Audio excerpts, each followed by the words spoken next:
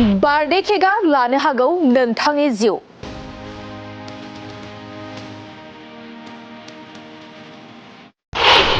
Birthday केकआ सोमजिहोनो हागौ गिख्रंथाव केन्सार बेराम।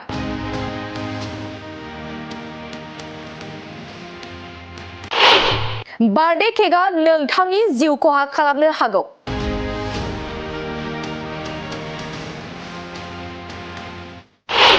बार्थडे केक जानायनिफ्राय नोंथाङा सांग्रां जा।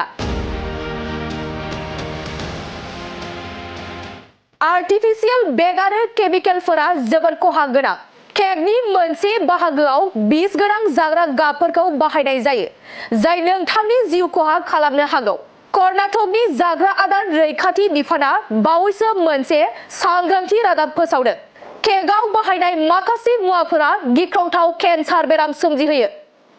केकआव क्वार्टारनिफ्राय थियारि खालामनाय जाग्रा आदारनि गाबखौ खालामनाय जायो, जाय नाइट्रेट आरो नाइट्राइटफोरखौ संरैखाथि महरै बाहायनाय जायो, जाय केकनि बै गाब गोनां बाहागोआ बिस गोनां जायो।